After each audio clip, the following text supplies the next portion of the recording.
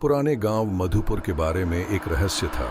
एक ऐसा रहस्य जिसे गांव वाले अंधेरा होने के बाद कभी जुबान पर नहीं लाते।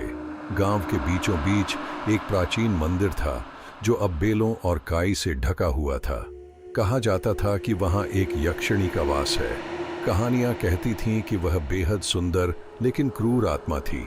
लाल साड़ी में लिपटी हुई, उसकी बालों की लहरें काले अंधकार जैसी और उसकी आंखें अंगारों की तरह चमकती थीं। उसका नाम था विशल्या और वह रक्षक नहीं बल्कि शिकार करने वाली थी।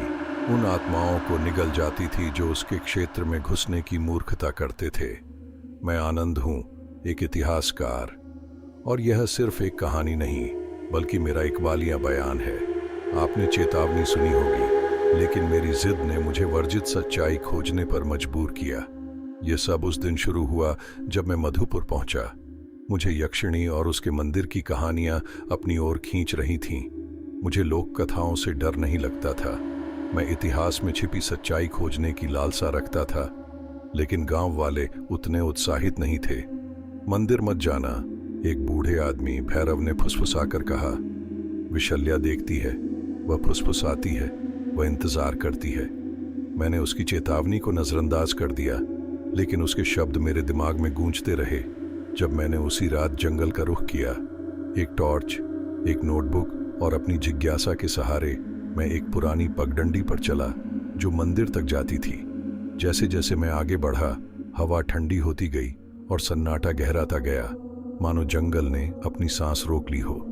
मंदिर एक प्रहरी की तरह खड़ा था, छायाओं में छिपा हुआ। इसके कभी भव्य रहे पत्थरों की दीवारें अब दरारों से भरी थीं और डरावने चेहरे वाली नक्काशियां इसकी सतह पर उकेरी गई थीं। मैं अंदर गया। हवा नम थी, जिसमें धूप और सड़न की हल्की गंध थी।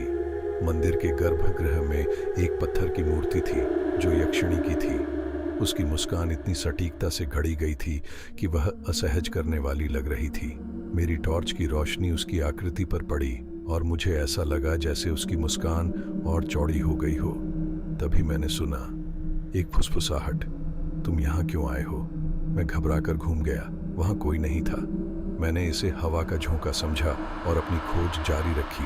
मूर्ति का स्केच बनाने और नोट्स लेने में लग गया, लेकिन वह फुसफुसाहट बढ़ती गई। यह हवा नहीं थी, यह आवाजें थीं।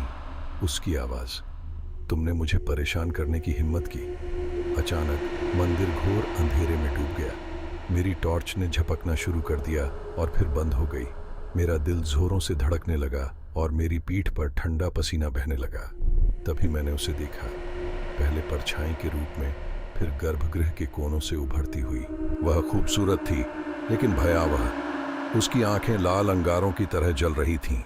उसकी मुस्कान असामान्य रूप से चौड़ी थी, जिसमें नुकीले दांत झलक रहे थे। उसके बाल धुएं की लहरों की तरह उसके चारों ओर बह रहे थे। तुम सच्चाई की तलाश में हो, उसने कहा। उसकी आवाज एक भूत या धुन की तरह थी, लेकिन सच्चाई की कीमत चुकानी पड़ती है। मैं पीछे हट गया। मेरी नोटबुक मेरे हाथ से गिर गई। मुझे माफ कर दीजिए, मेरा इरादा आपको परेशान करने का नहीं था। उसकी हंसी गूंज उठी, तेज और ठंडी। ओह, लेकिन तुमने किया और अब तुम मेरे हो।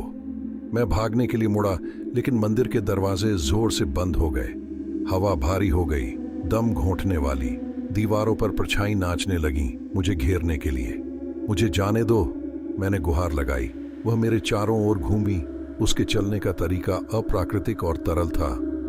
इंसान हमेशा वही छीनते हैं जो उनका नहीं होता, ज्ञान, भूमि, जीवन। अब तुम्हें प्रायश्चित करना होगा। एक हाथ के इशारे से उसने मुझे भयानक दृश्य दिखाए, उन गांव वालों के जिन्हें उसने निगल लिया था। उनके चेहरे हमेशा के लिए पीड़ा में विकृत थे। उनकी आत्माएं मंदिर की दीवारों में कैद थीं। तुम भी उन्हीं में से एक बनोगे, उसने फुसफुसाया। नहीं, मैंने चिल्लाया। मेरी आंखों से आंसू बहने लगे। कृपया, मैं कुछ भी करूंगा। उसकी मुस्कान थोड़ी मुरझा गई। कुछ भी? सौदा, मैंने तेजी से सिर हिलाया। हाँ, कुछ भी, उसने सिर झुकाकर सोचा। ठीक है, तुम मेरे संदेशवाहक बनोगे, मेरे हर कार्य। दुनिया को विशल्या के बारे में बताओ, मेरा नाम फैलाओ और शायद मैं तुम्हें बख्श दूंगी। मेरे पास कोई और विकल्प नहीं था। मैंने सहमति दे दी। मंदिर के दरवाजे चरमराते हुए खुल गए। और मैं जंगल में गिरते हुए बाहर निकला, सांस लेने की कोशिश करते हुए। लेकिन उसकी हंसी अब भी हवा में गूंज रही थी। मैं गांव लौटा, एक भयभीत आदमी।